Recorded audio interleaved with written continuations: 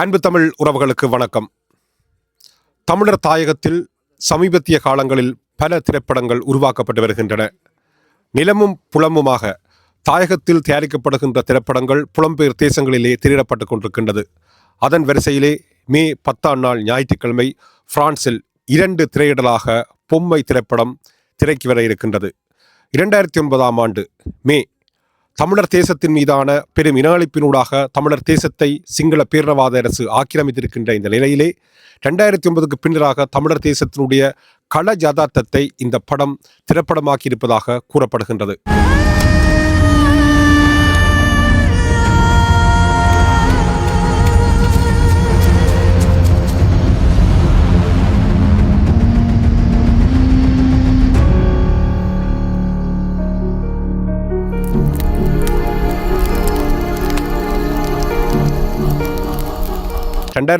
பின்னராக தமிழ் சமூகம் எவ்வாறு இந்த வாழ்வியலை, அந்த போராட்டத்தை எதிர்கொள்கின்ற சிக்கல்களை இந்த படம் படமாக்கி இருப்பதாக பார்த்தவர்கள் கூறுகின்றார்கள். அந்த வகையிலே நாம் நாமே சிந்திப்பதற்கான ஒரு களமாக மே 10 பொம்மை திரைப்படம் வர இருக்கின்றது. கலையார் ஓர் களப்பணி 8வது தடவையாக பிரான்ஸ் இலங்கை தமிழர் பழைய மாணவர் ஒன்றியம் இந்த திரையிடலை செய்கின்றது. இந்த திரையிடல் என்பது வெறுமென ஒரு காட்சிப்படுத்தல் மட்டுமல்ல, அந்த திரையிடலோடு கூட கிடைக்கின்ற வருமானம் கூட, அந்த வருவாய் தமிழர் தாயகத்திலே சமூக மேம்பாட்டுக்கான ஒரு நிதி திட்டமாகவும் இது செய்யப்படுகின்றது. அந்த வகையிலே இலங்கை தமிழர் பழைய மாணவர் ஒன்றியத்தினுடைய சார்பில் இப்பொழுது என்னோட பாஸ்கரன் அவர்கள் என்னோடு நிற்கிறார். வணக்கம். நீங்கள் கலையாளர் களப்பணி, பல்வேறுபட்ட களப்பணிகளை செய்திருக்கிறீர்கள். ஆனால் முதல் முறையாக நான் நினைக்கின்ற ஒரு திரைப்படத்தை திரையிடுவது இதுவாகத்தான் இருக்கின்றது. அந்த எண்ணம் உங்களுக்கு பார் வந்தது? நிச்சயமா என்னென்னு சொன்னால், உங்களுக்கு அனைவருக்கும் தெரியும், என்னை பொறுத்தவரையில் சாதாரண நான் தனிப்பட்ட இதாக சொல்லணும்னா, நான் ஈழத் திரைப்படங்களுக்கு அனமாக எல்லாத்தையும் பார்க்குற ஒரு ஆள். எனது எங்கள் ஒன்றியத்தின் செயலாளர் அவர்கள் தாயகத்தில் நின்றபோது எங்கள் அன்பு தம்பி ஐபிசி பாஸ்கரன், ஸ்ரிஷா பாஸ்கரனுடைய தயாரிப்பில் உருவான இந்த திரைப்படம் அங்கு திரையிடப்பட்டது. அந்த படத்தை எங்கள் செயலாளர் பார்த்து தியேட்டரை விட்டு வெளியே வந்த உடனே என்னோட தொலைபேசி தொடர்பு கொண்டு, அண்ணா இப்படி ஒரு படம் பார்த்தேன், எனக்கு உண்மையிலேயே இதை நாங்கள் எடுத்து இந்த படத்தை ஃப்ரான்ஸில் இருக்க வெளியிடணும், இது எங்களோட ஒரு எங்களோட எண்ணம் கொள்கைகளுக்கு ஏற்றமான ஒரு படம், இதை எடுத்து நாங்கள் இப்படி ஒன்று செய்யணும் என்று சொல்லி கேட்டார். நான் கேட்டேன், சரி அப்படியா, சரி. உடனடியாகவே நாங்கள் முதல் முறையாக ஃப்ரான்ஸிலே எத்தனையோ படங்கள் வந்திருக்கு, தயாரித்தவர்கள் உணர்ந்து வெளியிட்டிருக்கிறார்கள், நடித்தவர்கள் கஷ்டப்பட்டு அவர்களே உணர்ந்து கஷ்டப்பட்டு வெளியிட்டிருக்கிறார்கள்.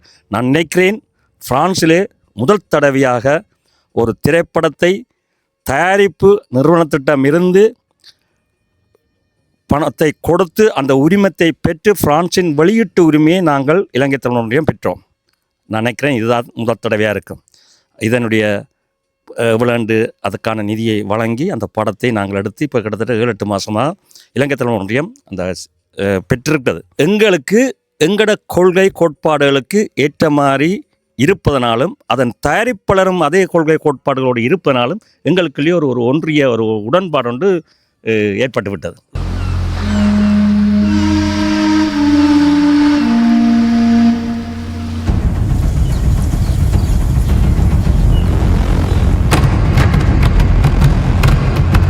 இதில் முக்கியமாக ஒரு விடயம் சொன்னீர்கள், செயலாளர் அந்த படத்தை பார்க்கின்றார், பார்த்து வெளியே வந்தவுடன் உங்களுக்கு ஃபோன் அடிக்கிறார் என்று சொன்னால், நிச்சயமாக ஒரு பார்வையாளனுக்கு அந்த படம் ஏற்படுத்துகின்ற தாக்கம் என்பது அதிலே வெளியப்படுகிறது. அந்த படம் எதனை பேசு பொருளாக கொண்டிருக்கின்றது, அதனால் அந்த தாக்கம் எவ்வாறு வந்தது? இப்போ இதில் நிச்சயமாக என்னென்னு சொன்னால், செயலாளர் என்னோட தொலைபேசியில் தொடர்பு கொண்டு கேட்ட இதிலிருந்து எனக்கு அவர் அந்த படத்தை பார்த்துட்டு இது நிச்சயமாக நம்ம மக்களுக்கு இதை காட்ட வேணுமென்ற ஒரு உணர்வோடு கதைக்கிறார். அவர் மீது உள்ள நம்பிக்கையும் தயாரிப்பாளர் பாஸ்கரன் மேலே உள்ள நம்பிக்கை, அதாவது எங்களோட கொள்கை கோட்பாட்டோடு அவரும் இருக்கிறவர். இப்போ அந்த ரீதியில் எங்களுக்குள்ள ஒன்றிச்சது அந்த படத்தை. அப்போ அவர் சொன்ன பிறகு ஒரு பெண்ணாக இருந்து 2009 முள்ளிவாய்க்காலுக்கு பின்னாக எங்கள் சமூகத்தில் நடைபெறும் பல விஷயங்களை அது தோலெடுத்து காட்டுகிறது என்ற ஒரு வார்த்தையும் சொல்லியிருந்தார். எனவே எங்களுக்கு அதில் ஒரு நம்பிக்கை இருந்தது. நிச்சயமாக இந்த படம் இங்கு பேசப்படும், இது தேவையான ஒன்று என்ற ரீதியில் தான் நாங்களும் அதை ஒத்துக்கொண்டு அந்த படத்தை நாங்கள் அந்த உரிமத்தை பெற்று இங்கே வார ஞாயிற்றுக்கிழமை நாங்கள் வெளியிடுறோம்.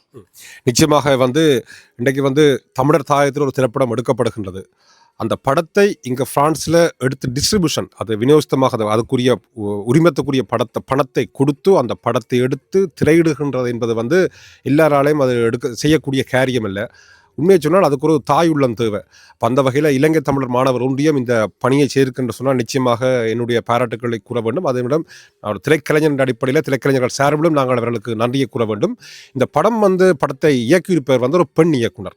பொதுவாக ஒரு சப்ஜெக்டை ஒரு விஷயத்தை ஒரு பெண் பார்வையில் அவர் பெண்ணுடைய நோக்கு நிலையை பார்க்கின்ற பொழுது பல்வேறுபட்ட விடயங்கள் அதிலே படமாக்கப்பட்டிருக்கும் என்பது தெளிவாக தெரிகிறது. முக்கியமாக சொல்லப்படுகின்ற விடயம் 2009ஆம் ஆண்டு இனப்படுகொலைக்கு பின்னரான இன்றைய கள ஜதார்த்தம். அது ஒரு முக்கியமான பேசுபொருள். அந்த கள ஜதார்த்தம் ஒரு பெண் எத்தகைய சவால்களை எத்தகைய சிக்கல்களை அகத்திலும் சரி புறத்திலும் சரி எதிர்கொள்கின்றார் என்பதை இந்த படம் பேசுபொருளாக கொண்டிருக்கிறது. ஆகையால் நிச்சயமாக எல்லோரும் இந்த படத்தை பார்க்க வேண்டும்.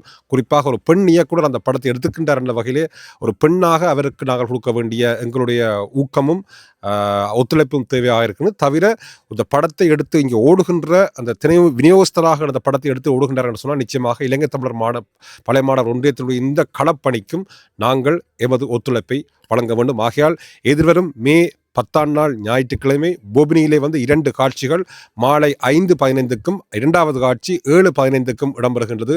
இந்த 2 காட்சிகளிலும் நீங்கள் டிக்கெட்டின் விலையை 10 யூரோ தான். சரி, 10ஆம் தேதி நாங்கள் பொம்மையோடு சந்திப்போம்.